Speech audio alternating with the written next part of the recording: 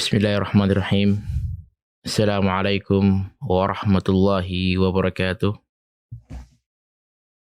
Alhamdulillahirabbil alamin. Wal 'aqibatu lil muttaqin wala udwana illa 'alal zalimin. Asyhadu an la ilaha illallah wahdahu la syarika lah wa asyhadu anna Muhammadan 'abduhu wa rasuluh. Sallallahu alaihi wa ala alihi wa ashabihi wa man tabi'ahum bi ihsanin ila yaumiddin wa ba'd. Pada kajian seri majalis Ramadan yang ke-16 ini, insyaallah kita akan membahas tentang zakat.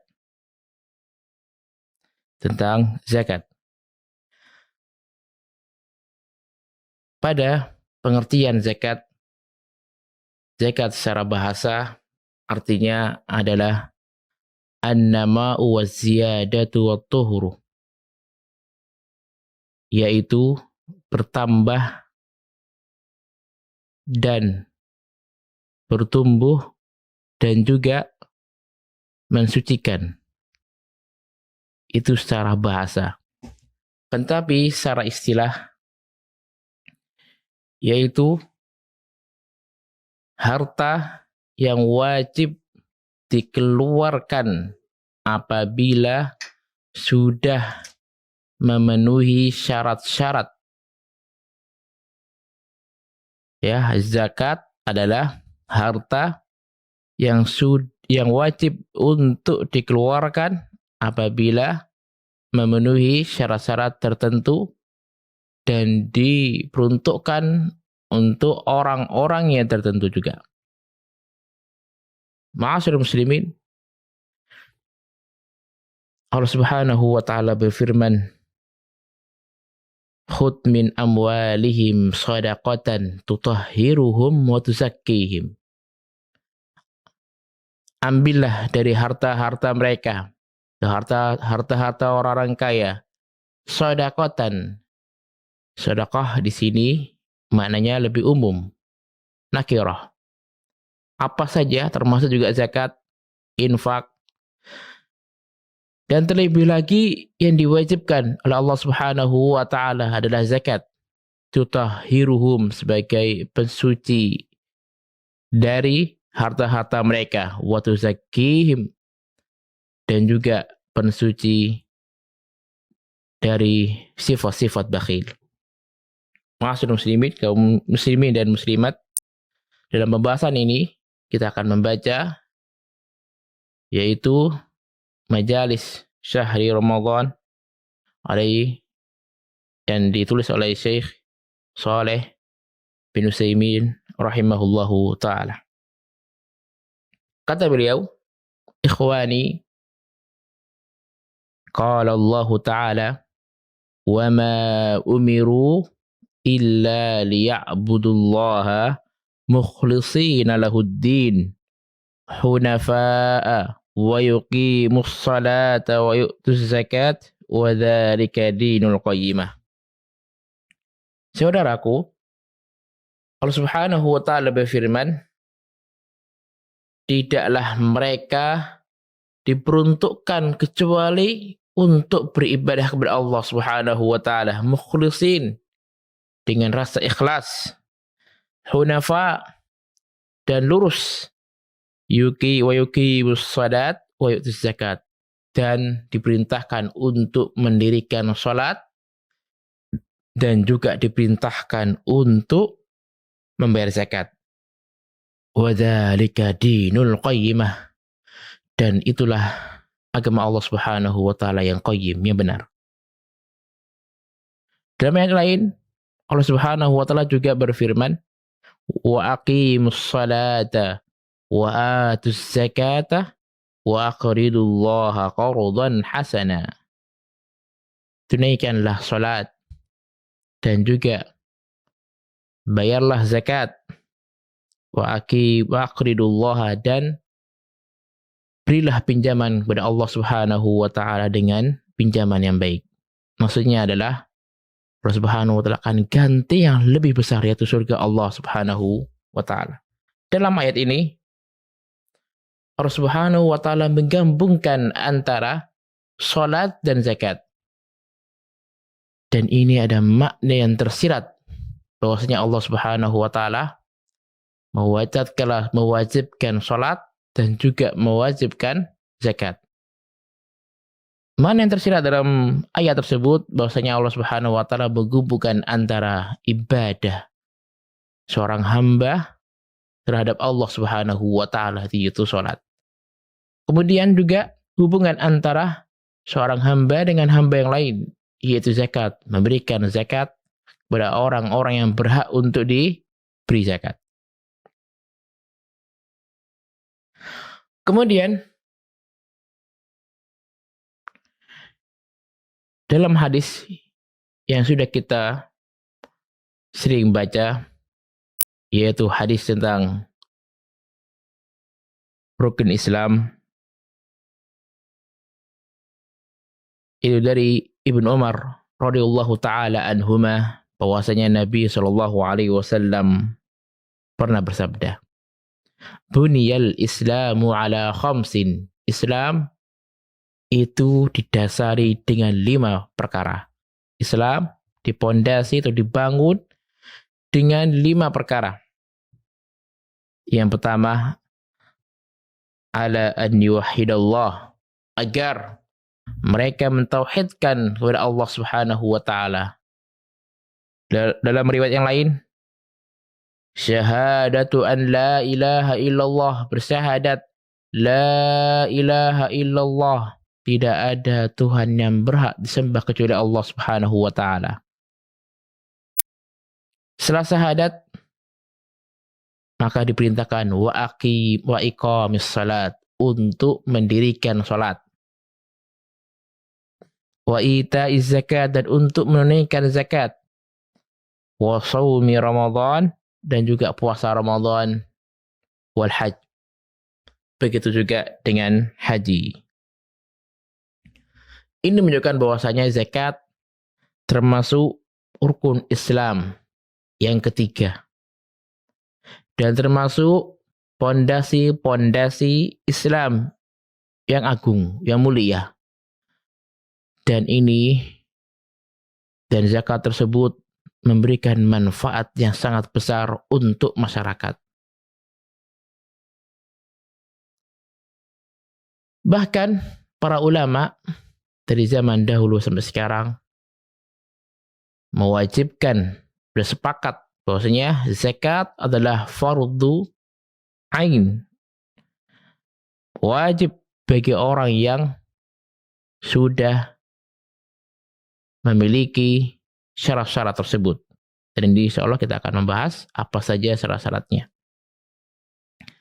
Dan orang-orang yang mengingkari kewajiban zakat pada para ulama, maka dan dia juga mengetahui bahwa zakat itu sebenarnya wajib, tapi dia mengingkari kewajiban zakat, maka dia kafirun kharijun anil Islam. Maka dia sudah kafir, keluar dari Islam. Tapi waman bakhila biha, tapi dia bakhil. Dia bakhil, nggak mau untuk membayar karena bakhil, bukan karena mengingkari, maka dia termasuk minadh-dhalimin, termasuk orang-orang yang zalim, dan orang ini pantas diberi ukubah, diberi iqab oleh pemerintah tersebut. Maka tatkala ada orang yang tidak mau membayar zakat, maka kebijakannya itu tergantung dengan pemerintah tersebut.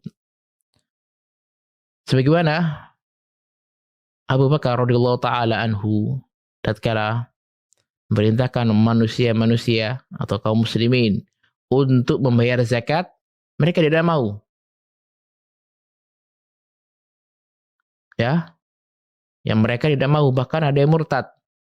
Maka Abu Bakar radhiyallahu taala anhu memerintahkan pasukannya untuk memerangi orang-orang yang enggak mau membayar zakat.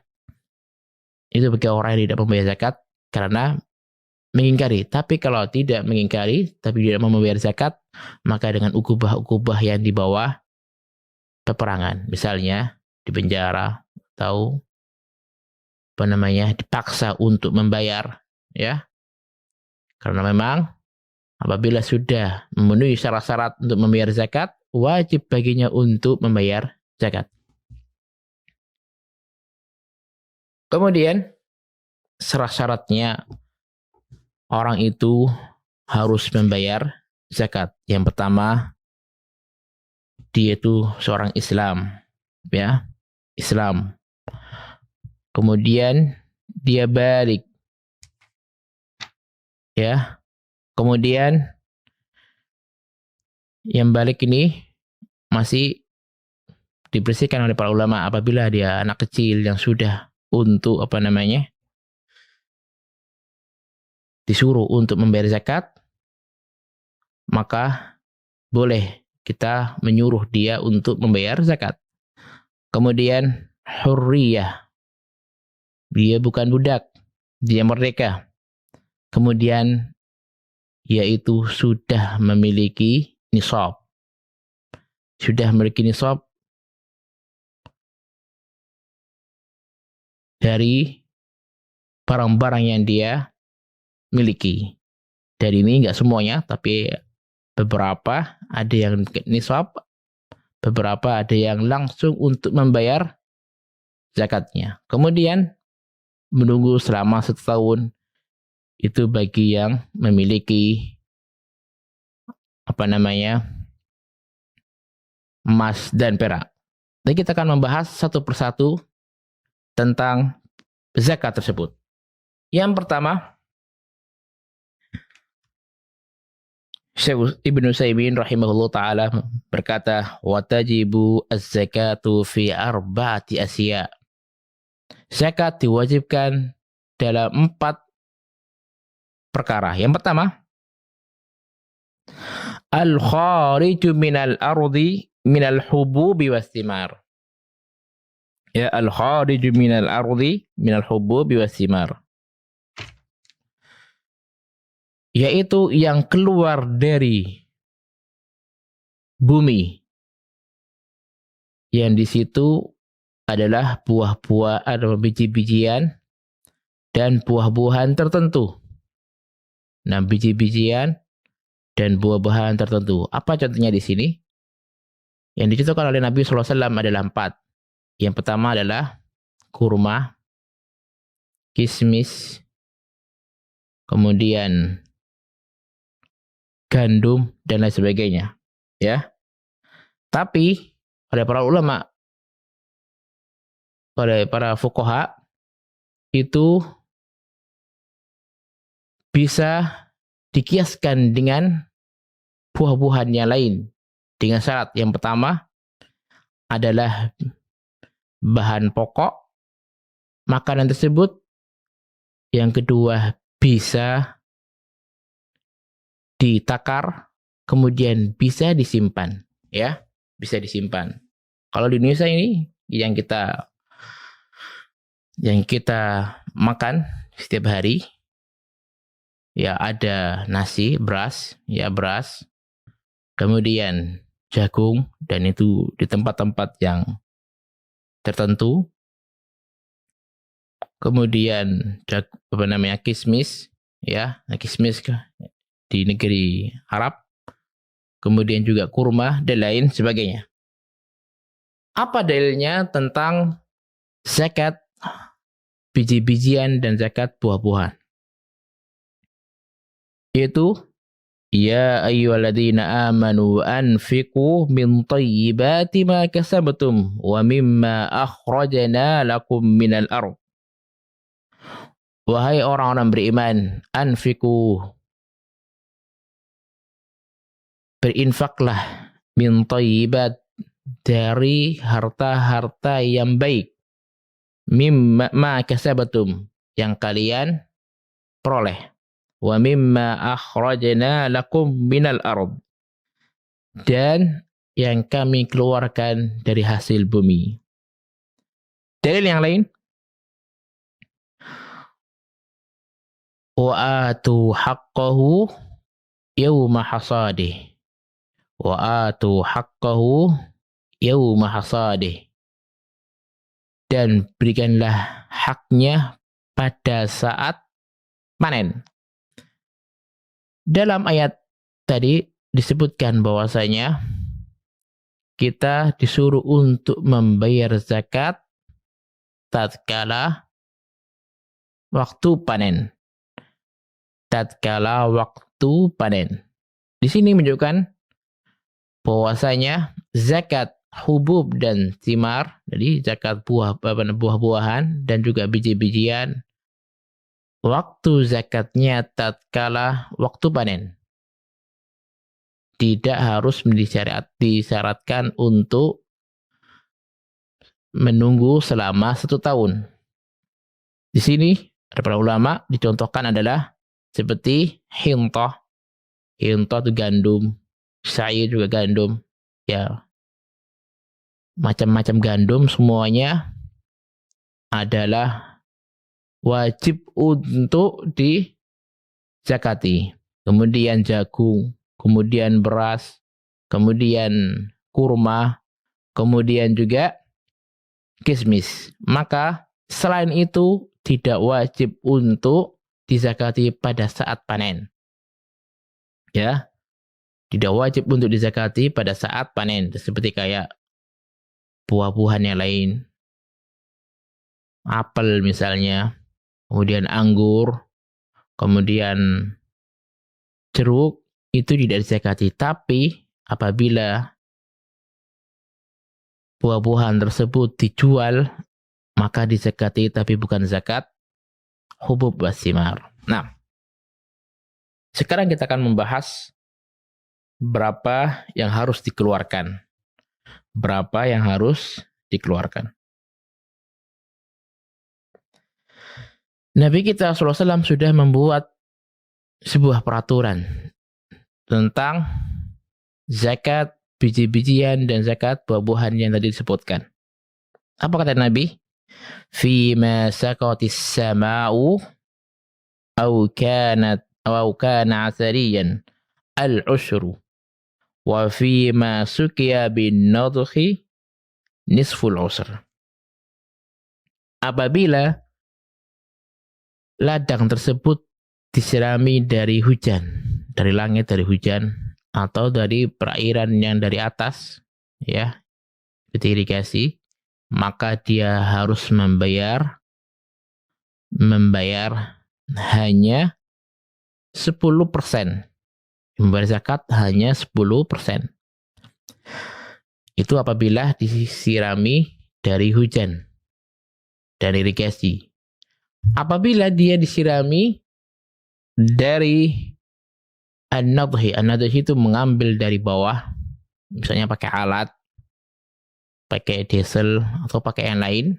Kalau zaman dulu tuh pakai hewan memutar, kemudian diambil airnya, maka 5% tersebut harus dibayarkan. Itu yang harus dibayarkan. Ya, 5 apabila dia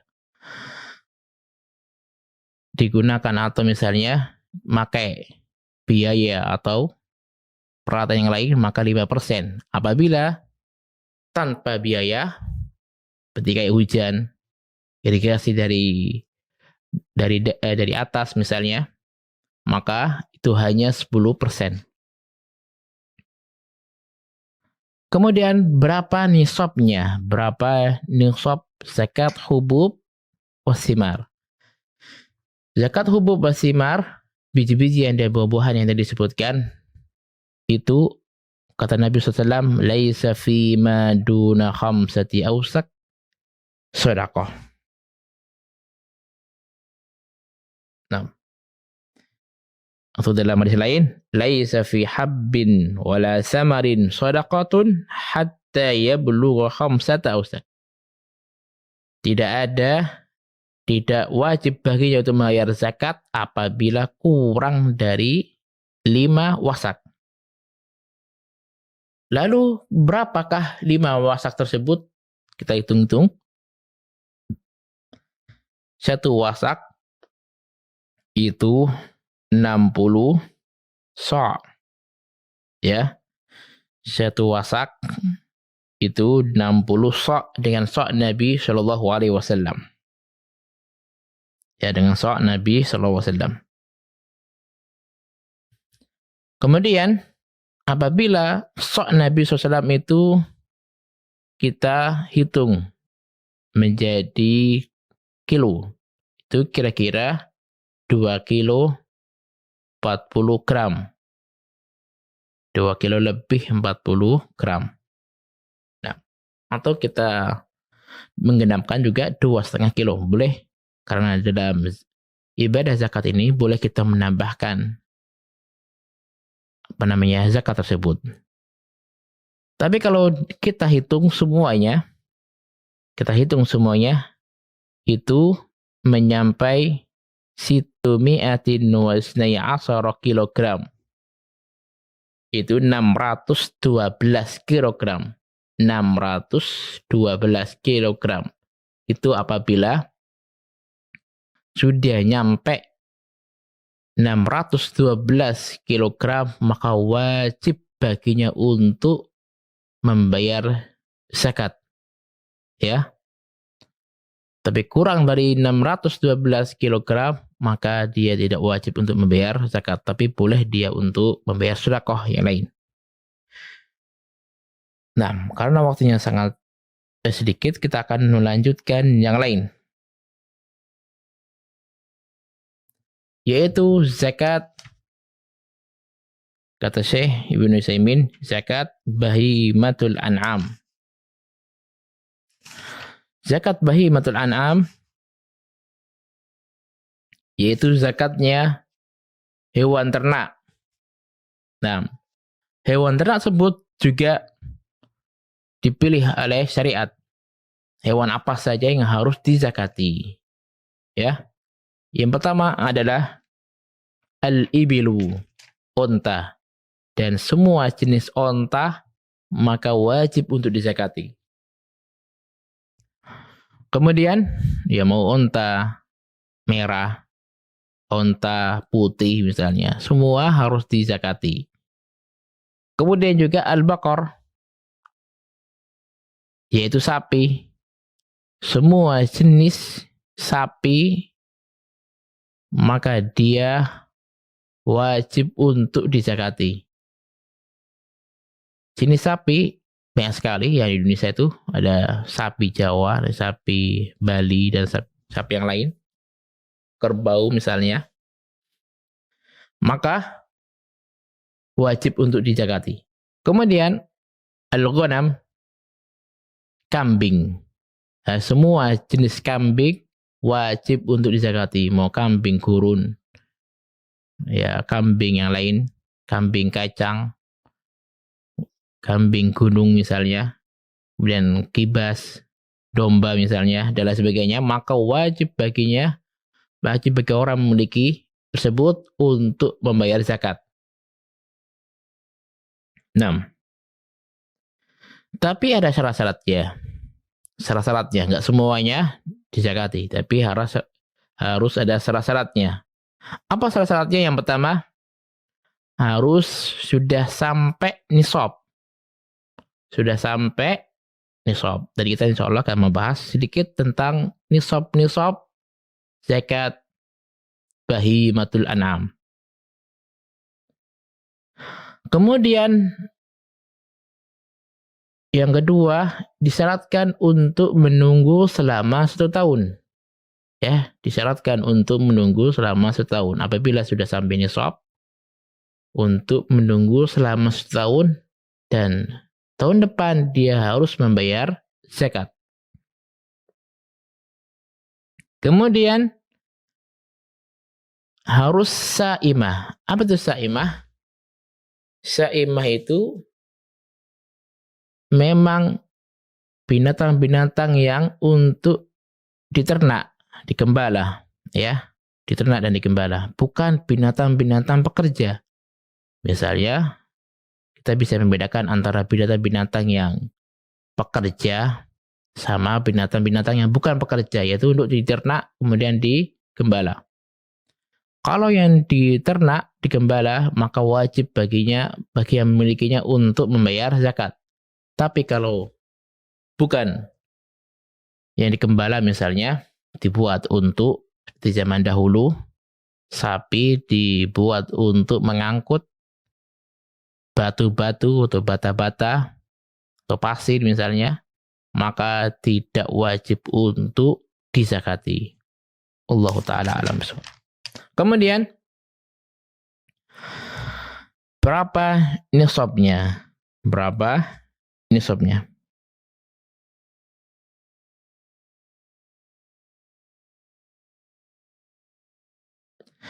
Nisabnya apabila dia onta, maka nisabnya yang pertama 5 onta. 5 onta. Sampai berapa? Sampai 9. 5 onta sampai 9, maka baginya membayar 1 kambing. Ya, 1 kambing yang sudah berumur 1 tahun.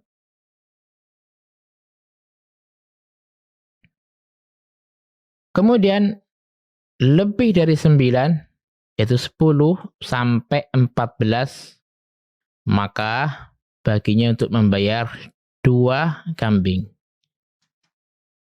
Kemudian 15 sampai 19, maka baginya untuk membayar 3 kambing. Kemudian 20 sampai 25 atau 24, maka baginya membayar 4 kambing. Baik. Dalam ini, ma'asyiral muslimin, maka dari 5 sampai 24, setiap kelipatan 5, maka dia harus membayar 1 kambing. Setiap kelipatan 5, maka dia harus membayar 1 kambing. Contoh misalnya, 12 onta. 12 onta itu kelipatannya 5, hanya 10. Ya, 2 kali. 5 tambah 5, 10. Maka baginya untuk membayar 2 unta. Lebih dari 25 ke atas, maka dia membayar anak unta. Contoh misalnya dari 25 sampai 35. Ya, 25 sampai 35, maka dia harus membayar bintu makhad. Anak unta yang umur 1 tahun. Anak unta yang umur 1 tahun. Kemudian, apabila dari 36 sampai 45, maka anak unta umur 2 tahun. Bintu labun. Namanya dalam bahasa Arab bintu labun.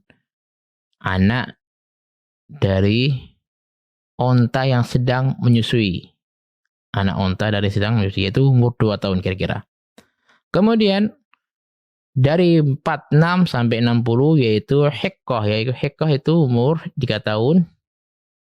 Kemudian apabila 61 sampai 75 itu jadah. Yaitu umur 4 tahun. Pembahasan ini jarang kita temui di Indonesia dan kita tidak usah membahas terlalu panjang. Baik, yang kita bahas yaitu bakor, al-bakaru, yaitu sapi. Di Indonesia sudah banyak sekali peternak sapi dan peternak kambing, dan kita insya Allah kita akan membahas lebih jelas lagi di sapi. Sapi apabila dia sudah sampai 30 ekor, maka wajib baginya untuk membayar zakat 1 anak sapi yang umurnya 1 tahun. 1 anak sapi yang umurnya 1 tahun. Ya. Itu dari 30 sampai 39. Sapi maka dia harus membayar anak sapi yang umurnya 1 tahun. Kemudian dari 40 sampai 59, maka baginya untuk membayar anak sapi yang umurnya sudah 2 tahun. Anak sapi yang umurnya sudah 2 tahun. Berarti, ma'asyiral muslimin, setiap kelipatan 30, maka baginya untuk membayar satu anak sapi yang umur 1 tahun. Setiap kelipatan 30. Contoh misalnya 90. Contoh aja 90. Maka baginya membayar 3 anak sapi yang umurnya 1 tahun. Karena itu bisa kelipatan 30. Nah, setiap kelipatan yang 40, maka baginya untuk membayar anak sapi yang umurnya 2 tahun. 40, misalnya 80, ya 80, maka baginya untuk membayar zakat 2 anak sapi yang umur 2 tahun. Yang lebih gampang dan lebih lebih tidak menjelimet. Nah, daripada tadi unta.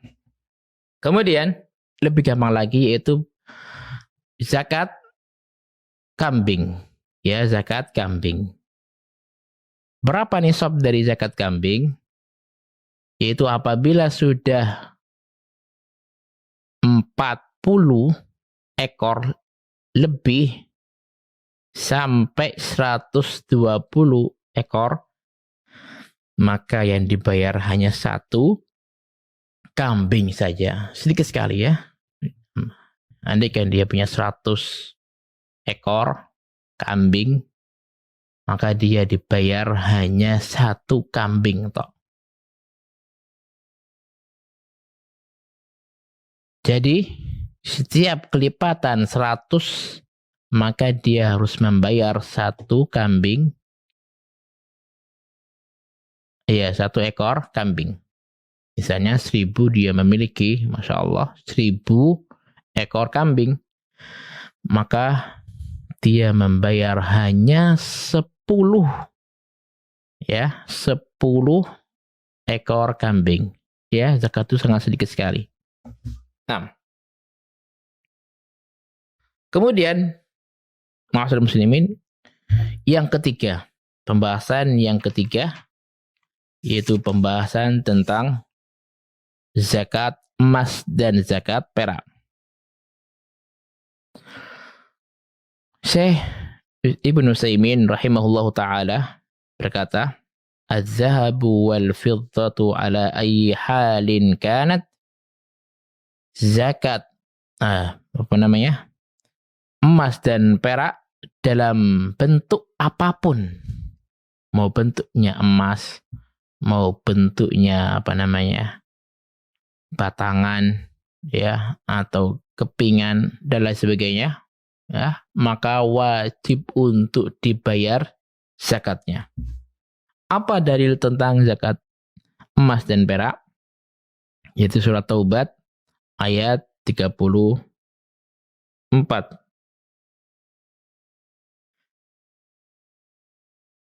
Allah Subhanahu wa ta'ala berfirman, "Walladzina yaknizuna adh-dhahaba wal fiddata wala yunfikunaha fi sabilillah fabashshirhum bi'adzabin alim." Ini orang-orang yang menyimpan zakat, menyimpan emas dan perak dan tidak mau untuk membayarnya di jalan Allah Subhanahu wa ta'ala, maksudnya dibayar zakatnya, fabashshirhum bi'adzabin alim, maka baginya azab yang pedih, ya. Baginya azab yang pedih nanti di akhirat. Ini bahwasanya anjuran kita untuk membayar zakat emas dan zakat perak apabila sudah memiliki syarat-syarat tertentu. Lalu apa syarat-syaratnya? Syarat yang pertama adalah sudah memiliki nisab. Ya, syarat pertama sudah memiliki nisab. Syarat kedua, apabila Islam, kemudian dia memiliki barang, milik utam, yaitu memiliki barang yang benar-benar dia punya sendiri. Emas, dia punya sendiri, bukan punya barang-barang, konsian misalnya. Dia punya emas, benar-benar punya sendiri, bukan punya barang-barang. Kemudian syarat yang lain adalah menunggu selama 1 tahun. Nah,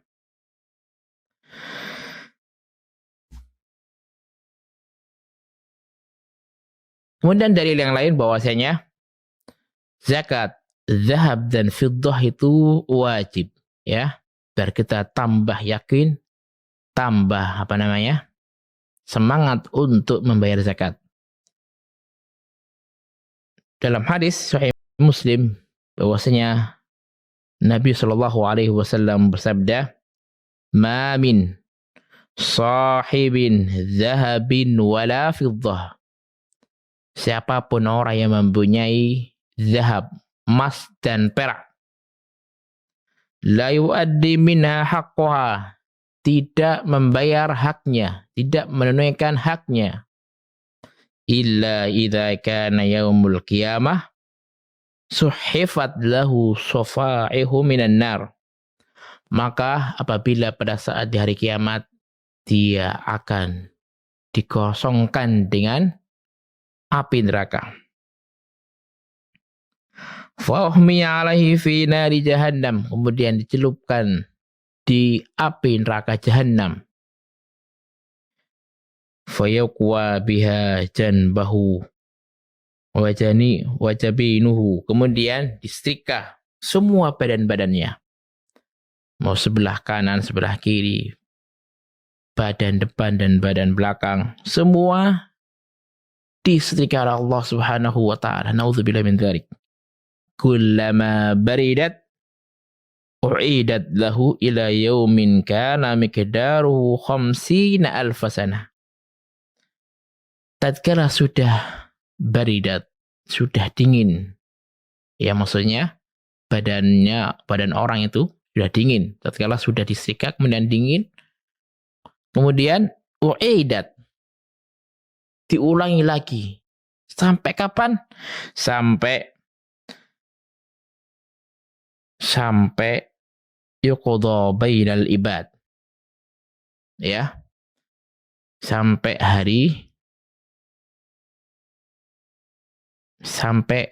orang itu sudah selesai yuqadha, sudah selesai dosanya, sudah habis dosanya. Dan pada hari kiamat nanti, satu hari itu miqdaruhu 50,000 sanah. Satu hari itu semisal dengan 50.000 hari. 50.000 tahun, 50.000 tahun. Itu satu hari dalam hari kiamat. Kemudian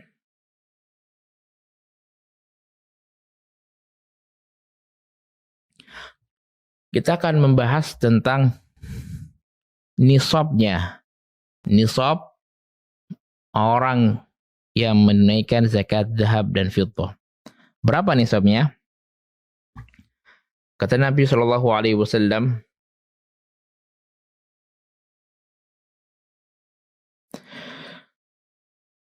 fi riqqati kulli mi'atai dirhamin rubu'ul usur. Dalam perak, setiap yang sudah 200 dirham, maka dikeluarkan hanya rubu'ul usur, 25%. Ya, 25%. Afwan, 2,5%. Kemudian, apabila itu emas, kata Nabi SAW, kana ya'khudhu min kulli isrina misqalan nisfa misqal.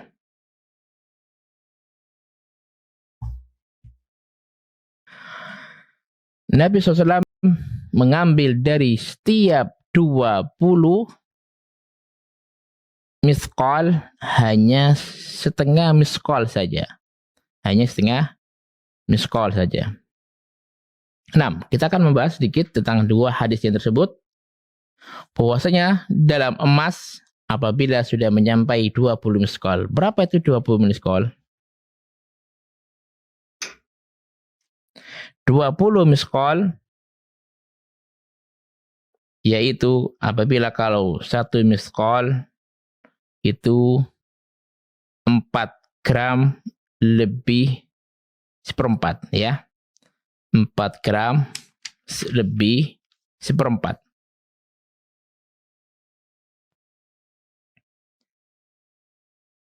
Kemudian kalau dikalikan 20, maka nisabnya 85 gram. Ya, nisabnya 85 gram.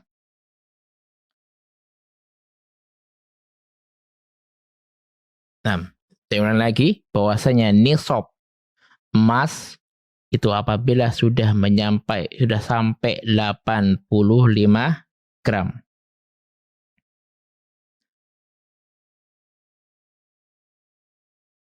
Lalu berapa yang harus dikeluarkan tadi? Yaitu 2,5% saja.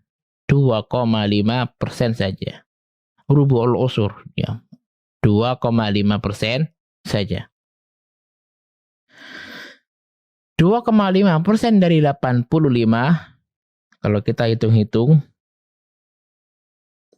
itu sedikit sekali. Ya kira-kira 2 gram atau 3 gram. Nah, nanti bisa dihitung sendiri. 85 gram ya dikeluarkan hanya 2,5%. 6. Kemudian itu kalau emas. Kalau perak, maka dari 200 gram hanya diambil 2,5%-nya saja. 200 dirham. Berapa itu 200 dirham? 200 dirham dalam perak yaitu khamsu awak, ya, khamsu awak. Maka kalau andaikan digramkan, ya, digramkan, maka sekitar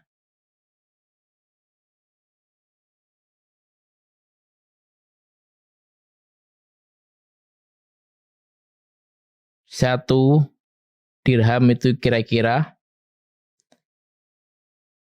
4 gram.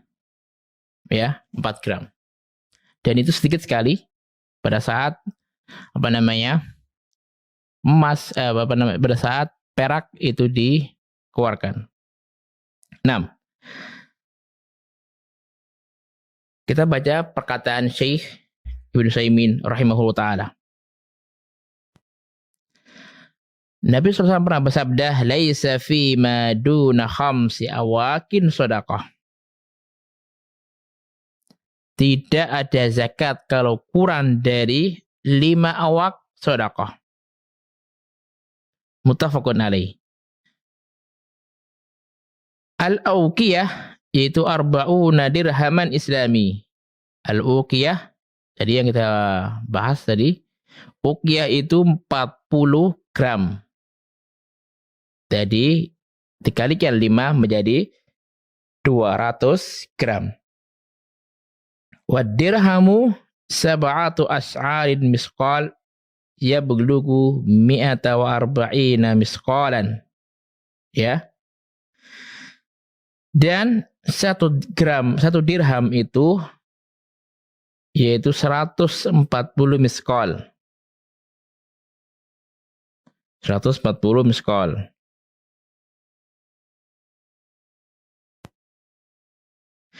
Apabila kita hitung semuanya adalah 500 wa 5 wa 90 graman. 590 gram. Itu nisabnya. Kalau kita hitung semuanya, 595 gram perak. Maka yang diambil zakatnya hanya 2,5% saja. Nah, sangat sedikit sekali. Kemudian, Syekh Utsaimin juga menjelaskan bahwasanya uang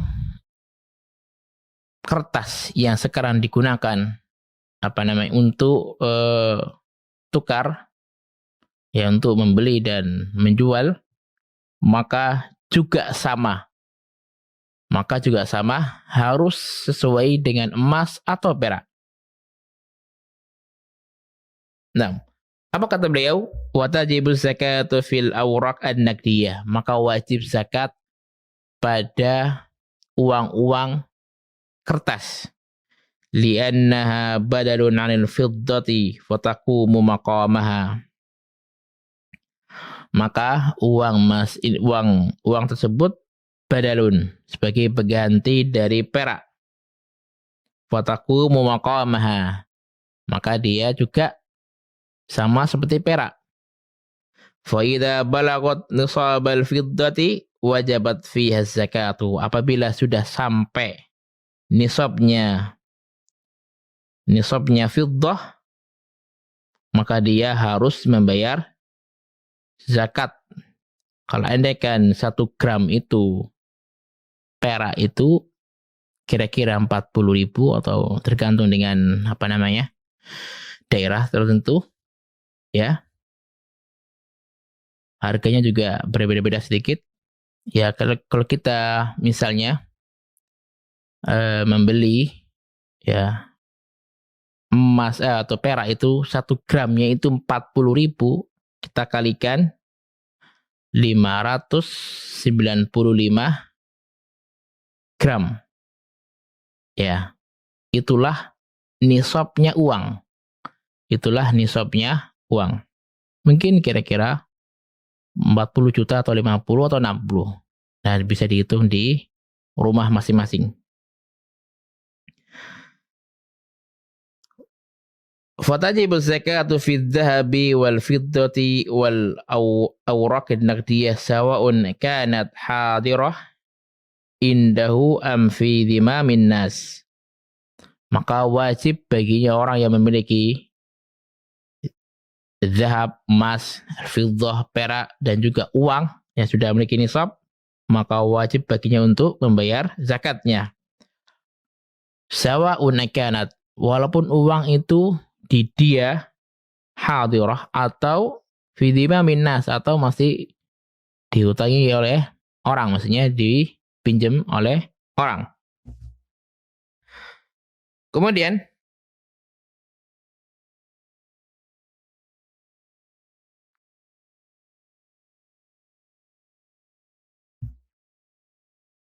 yang keempat yaitu zakat zakatu urud tijarah, zakat hasil dari jual beli. Nah, hasil dari jual beli, hasil dagangan. Semua yang disiapkan untuk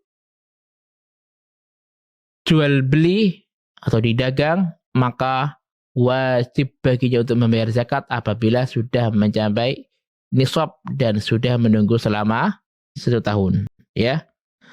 1 tahun. Dan itu barang apapun, ya. Barang apapun yang dijual, telur misalnya, minyak misalnya, dan lain sebagainya. Dan semua barang yang digunakan, yang diperuntukkan untuk berdagang, maka wajib baginya untuk membayar zakat apabila sudah sampai nisab, dan nisabnya yaitu nisab zahab dan fiddah. Nisabnya adalah nisab zahab dan fiddah.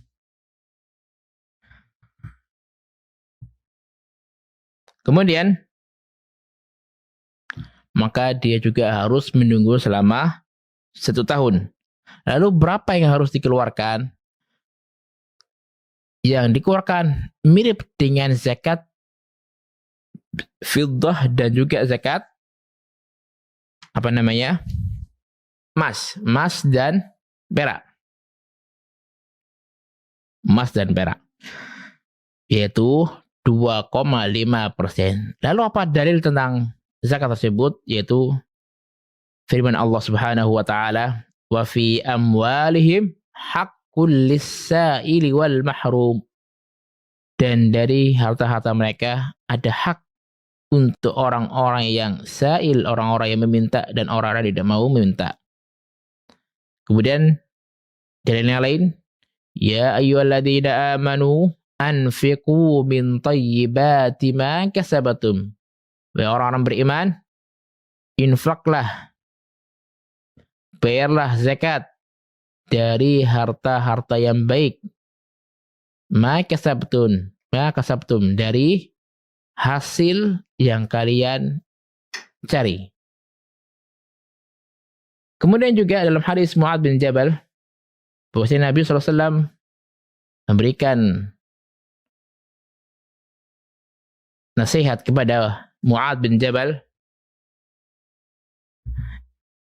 fa'alimhum anna Allah aftarada alaihim sadaqatan fi amwalihim tu'khadhu min aghniyaihim wa turaddu ala fuqaraihim. Maka ajarilah mereka, ya, itu hadis Mu'adz, tatkala disuruh atau diperintahkan untuk pergi ke Yaman, setelah diajari tentang tauhid, kemudian diajari tentang sholat, lalu diajari tentang zakat. Ya, fa'alimhum, ajarilah mereka bahwasanya Allah Subhanahu wa taala iftaradha, mewajibkan kepada mereka sedekah. Sedekah di sini maknanya adalah zakat urudut tijarah. Nah, zakat urudut tijarah yaitu zakat hasil dari perdagangan.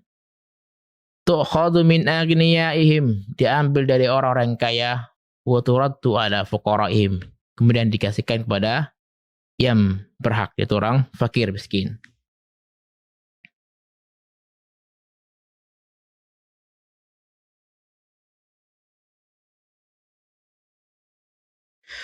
Kemudian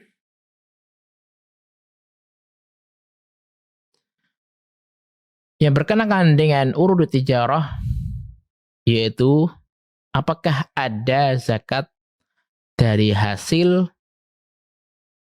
sewa-menyewa, jasa. Sewa-menyewa.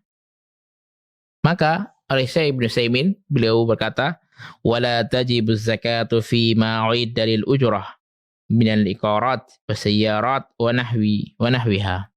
Maka tidak ada wajib, tidak ada zakat bagi benda-benda yang digunakan untuk ijarah, sewa. Disewakan misalnya rental mobil, ya, kontrakan dan lain sebagainya, maka tidak ada zakatnya. Fa innama tajibu fi ujratiha idza kanat nuqudan, apabila, tapi ada zakatnya apabila sudah uang tersebut sudah dihasilkan dari sewa tersebut sudah ada. Misalnya, ya, wahala 'alaihal haul. Maksudnya apa? Hasil dari sewa menyewa tersebut sudah ada dalam bentuk uang. Dan kemudian ditunggu selama 1 tahun. Dan apabila dia sudah sampai nisab, maka bukan nisab ujrah, ya, bukan zakat ujrah, tapi zakatul mal. Zakat al-mal. Kemudian akhiran, yang terakhir, siapakah yang harus diberi zakat, ya? Siapakah orang-orang yang harus diberi zakat? Allah Subhanahu wa taala berfirman dalam surat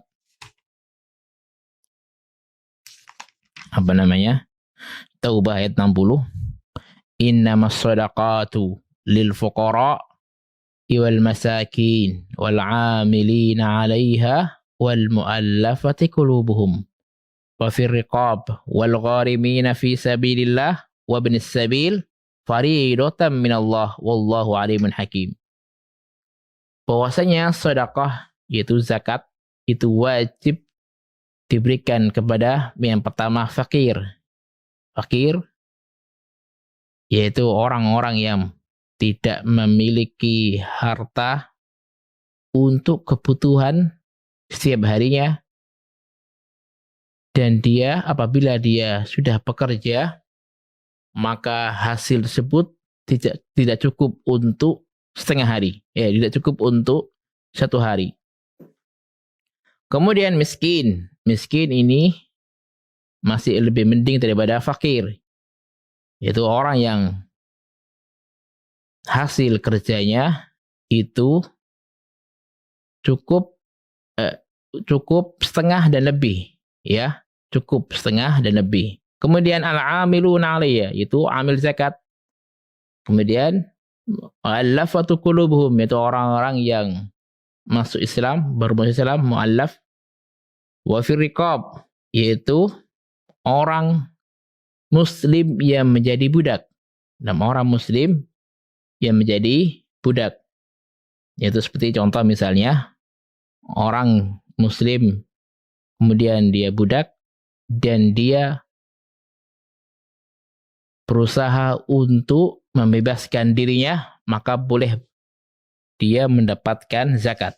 Kemudian wal gharimin fi sabilillah, al-gharim yaitu orang yang memiliki dain, utang yang sangat banyak, dan utang ini bukan untuk maksiat kepada Allah Subhanahu wa taala, utang yang keperluan mubah atau keperluan yang lain.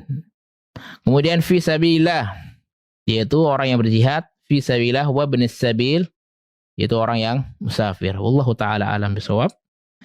Inilah pembahasan tentang masalah zakat dalam kitab Majalis